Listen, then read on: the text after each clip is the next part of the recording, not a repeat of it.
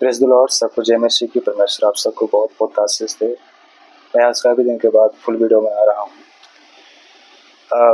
जैसे कि हम सबको मालूम है कि 25 दिसंबर आने वाला है। आज इसमें 12 तारीख हो गई। आज मैं 12 तारीख को नाइट में वीडियो बना रहा हूँ। ये साल तो जैसा भी बीता अच्छा बीता, परमेश्वर की दया से हम सब जीवित हैं, अच्छे हैं, भले हैं, पर अपने परिवार के साथ बहुत खुश हैं हम सब। मैं आशा करता हूँ कि ये जो साल गया और उसके बाद जो 2025 आने वाला है, मेरे ख्याल से वो आपके लिए बहुत ही बेहतरीन होगा। परमेश्वर से आप प्रार्थना कीजिए, इस 25 दिसंबर के बीतते बीतते उपवास रखिए कि परमेश्वर ये साल तो जैसे बीता तैसे बीता, मुझे आई डोंट नो, मैं आप लोग के बारे में नहीं जानता, बट मैं आप लोगों से यही कहूँगा कि इस साल में, इसी साल में जो अभी 2024 में ही आज 12 तारीख है, और आने वाले जो दिन हैं, यानी कि जो तारीख आगे आएगी, मतलब कि ये जो दिसंबर अभी आगे है, उसमें हम प्रार्थना करें प्रभु से, दिल से करें, उपवास रखें कि प्रभु जी जो 2025 आने वाला है उसमें खुदावंद पिता परमेश्वर, हम एक नई ताजगी के साथ तेरी सेवा करना चाहते हैं, तुझ में आगे बढ़ना चाहते हैं। और ये जो खुशियों का दिन आने वाला है 25 दिसंबर, उसके बाद नया साल, मैं तो बहुत ज़्यादा एक्साइटेड हूँ। एक्चुअली मैं अभी इस समय मुंबई में हूँ, तो गांव में हमारा चर्च है, तो गांव में जितने भी भाई बहन होंगे सब मनाएंगे अच्छे से। लेकिन मैं इस बात से काफ़ी दुखी हूँ कि आज अब की बार मैं उन सब के साथ में 25 दिसंबर नहीं मना पाऊँगा। लेकिन मैं दुआ ज़रूर करूँगा कि प्रभु जी कि आने वाले साल में पिता परमेश्वर, और हर एक साल में पिता परमेश्वर, मैं 25 दिसंबर को तेरे दास दासियों के साथ में, तेरे अगुओं के साथ में मैं 25 दिसंबर को मनाऊं। परमेश्वर, हो सकता है मुझे किसी और काम के लिए मुझे यहाँ पर रख छोड़ा है, कोई बात नहीं परमेश्वर, हम चाहे जहाँ भी रहे परमेश्वर की महिमा तो करेंगे ही करेंगे। लेकिन ये जो 25 दिसंबर आ रहा है, की बार काफ़ी खुशियों का त्यौहार है हमारा, जो साल में एक बार आता है। इसमें हम काफ़ी सेलिब्रेट करते हैं यीशु मसीह का जन्मदिन का। हम खूब नाचते हैं, गाते हैं, धूम मचाते हैं, कितना मज़ा आता है कसम से। मैं बहुत ही एक्साइटेड हूँ। मैं भी जिस गाना लगा के झूमता हूँ, नाचता हूँ, गाता हूँ। काफ़ी वीडियोस वगैरह भी बनाया मैं, देख लीजिए मेरे चैनल पे जा करके, काफ़ी अच्छा लगता है। आज हम कुछ जानेंगे कि प्रभु यीशु मसीह का जन्म किस प्रकार हुआ। हम बाइबल में चलते हैं। मत्ती 1 अध्याय उसके 18वें पद से हम पढ़ेंगे थोड़ा सा। यीशु मसीह का जन्म इस प्रकार से हुआ कि जब उसकी माता मरियम की मंगनी यीशु के साथ हो गई, तो उनके इकट्ठा होने से पहले ही वह पवित्र आत्मा की ओर से गर्भवती पाई गई। जी हाँ, यीशु मसीह का जन्म कुछ इस प्रकार से हुआ कि देखो, आप सब ने बाइबल पढ़ा है, सबने सब कुछ किया है। प्रभु यीशु मसीह एक कुंवारी गर्भवती से, जो कुंवारी लड़की थी, वो गर्भवती हुई पवित्र आत्मा की ओर से, और यीशु मसीह उस कुंवारी के गर्भ से जन्मे। और वो जो कुंवारी मरियम थी, उनकी मंगनी हो चुकी थी यीशु के साथ, जो परमेश्वर का वो भी दास था। उन दोनों के इकट्ठा होने से पहले ही पवित्र आत्मा की ओर से गर्भवती हो गई। उसके बाद अतः उसके पति यूसुफ ने, जो धर्मी था और उसे बदनाम करना नहीं चाहता था, उसे चुपके से त्याग देने का विचार किया।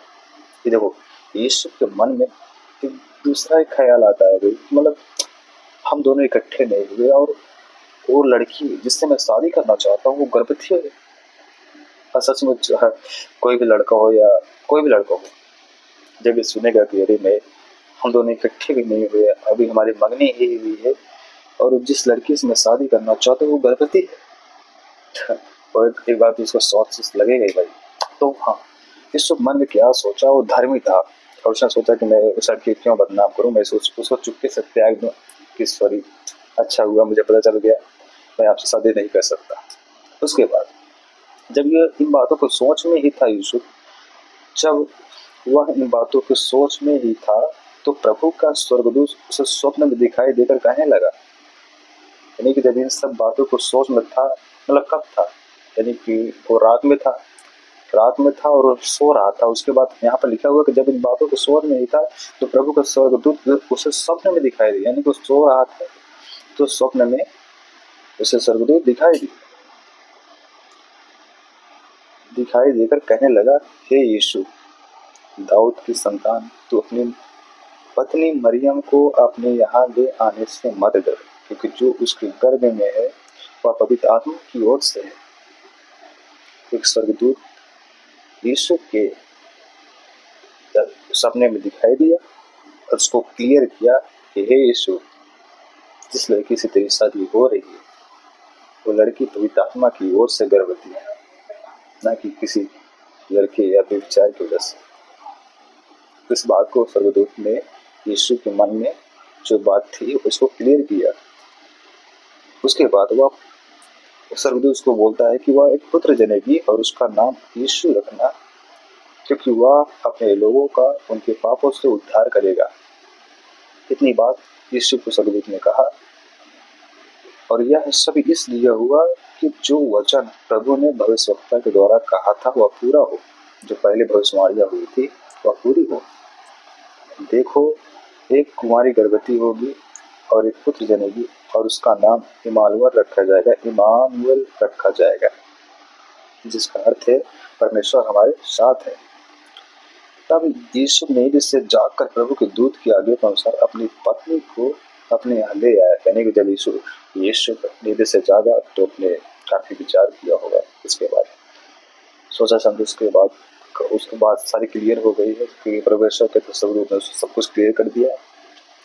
उसके बाद भाई साहब यीशु उठे और अपने मरियम पत्नी को अपने यहाँ ले आए, हाँ, ब्याह करके जो भी। और जब तक वह पुत्र न जनी तब तक वह उसके पास न गया और उसका नाम यीशु रखा। यानी कि जब तक वह पुत्र न जने, यानी कि मरियम पुत्र न जने, तब तक यीशु उनके पास नहीं गया। और जब यीशु मसीह पैदा हो गए तो उनका नाम यीशु रखा। तो इस प्रकार यीशु मसीह का जन्म बैतलहम में हुआ, एक गौशाला में। आप 2 अध्याय पढ़ेंगे तो आपको सारा बात क्लियर हो जाएगा। तो वीडियो लंबा हो जाएगा तो इसलिए मैं ज़्यादा कुछ बताना नहीं चाहूँगा। तो आप मत्ती 1 अध्याय और 2 अध्याय जब पूरी तरह से पढ़ोगे, आपको सारी बातें क्लियर हो जाएंगी कि प्रभु यीशु मसीह का जन्म कैसे हुआ। मेरे ख्याल से ज़्यादा बताने की जरूरत है नहीं, क्योंकि आप सबको मालूम है कि यीशु मसीह का जन्म कैसे हुआ। लेकिन जब आप खुद पढ़ेंगे बाइबल को तो आपके अंदर एक अलग ही फीलिंग आएगी। जी हाँ मेरे दोस्तों, परमेश्वर के नाम में आप सबको बहुत बहुत बधाई। और हाँ, मेरी तरफ से 25 दिसंबर की एडवांस में आप सारी मसीह भाई बहनों को 25 दिसंबर की बहुत बहुत शुभकामनाएं। मैं आशा करता हूँ कि आप सब बहुत धूमधाम से 25 दिसंबर को मनाएंगे और आने वाला 2025 आप सबके लिए प्रभु यीशु मसीह का नाम ब्लेस होगा। आपकी सारी मनोकामनाओं को पूरे करेगा परमेश्वर, विश्वास करता हूँ। परमेश्वर में आप सब बने रहिए, क्योंकि हमारा एक ही परमेश्वर, वो प्रभु यीशु मसीह, उसका पिता, दोनों एक ही है। वही अल्फा, वही ओमेगा, वही आदि, वही अंत है। आप कोई दूसरा था देवता ना है ना रहेगा, सिर्फ एक ही हमारा परमेश्वर है, वह यीशु मसीह। आप सब परमेश्वर में बने रहिए, मजबूती से खड़े रहिए। परमेश्वर आपका साथ है। हम सारे मसीह भाई बहनें एक दूसरे के साथ हैं। इस वीडियो से आप सबको बहुत बहुत आशीष मिले। मैं आशा करता हूँ कि वीडियो हर एक भाई बहन के पास पहुँचे, जो प्रभु यीशु मसीह को जानते हैं, जो नहीं जानते वो भी जाने, उन सब के पास ये वीडियो पहुँचे। सबको जय मसीह की। परमेश्वर आप सबको बहुत बहुत आशीष दें। आमीन और आमीन।